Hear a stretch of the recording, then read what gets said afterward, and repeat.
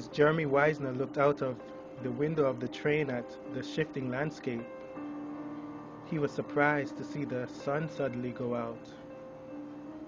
He looked at the windows of the passengers around him, through which he could still see distant hills and daylight, but his own window was now only letting in a dim, burnt sienna light, reflected off a thick, glowing fog that made it impossible to see further than 20 meters from the train. "Excuse me," he said to a passing attendant.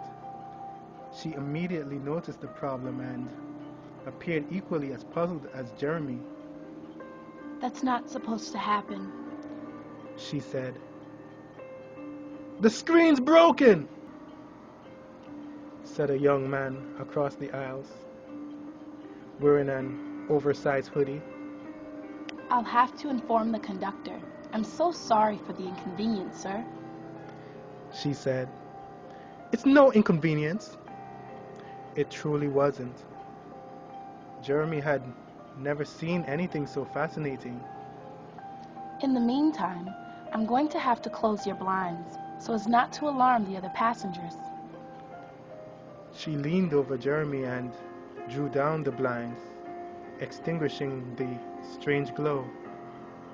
Jeremy waited until she had left the cabin before drawing the blinds back up a smidge to peek outside again. "You've never seen it before, have you?" It was the hoodie guy again.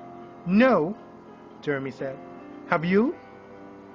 "Yeah, the screens in my apartment building have similar problems."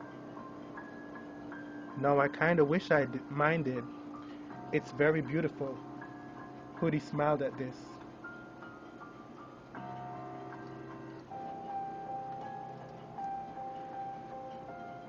"Not always. You can see some messed up stuff out there." "Do you know what causes it? Why it looks like that?" Jeremy asked. "I told you." Hoodie leaned towards him. "It's broken." Jeremy had never seen a screen break like this. Normally, if there was a problem, it would display an error code or simply shut down. "What do you suppose is on the other side of the screen?" the hoodie asked him. Jeremy shrugged. "Circuits, I guess." Hoodie shook his head and crossed the aisles to sit beside Jeremy. "I mean beyond that." He was leaning closer now, almost whispering.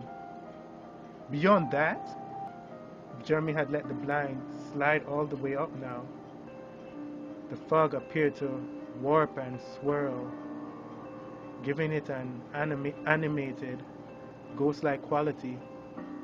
He pressed his fingernail into the screen to distort the pixels. They didn't. "Outside." "What's outside?" Hoodie asked. Jeremy was hardly listening.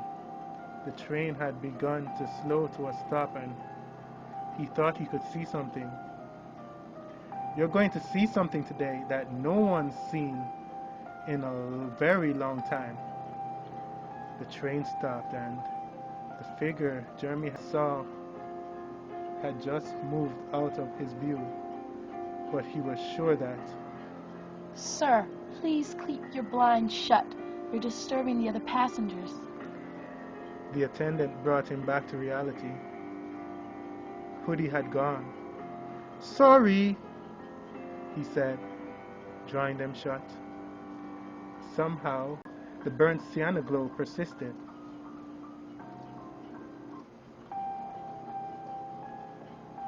Jeremy looked around the windows of the passengers. The whole cabin was now flooded with this strange light. Jeremy lifted his blinds. He lurched back, colliding with the attendant. The figure he'd seen earlier, a dirt-faced woman holding a child, clutched at the window beside him.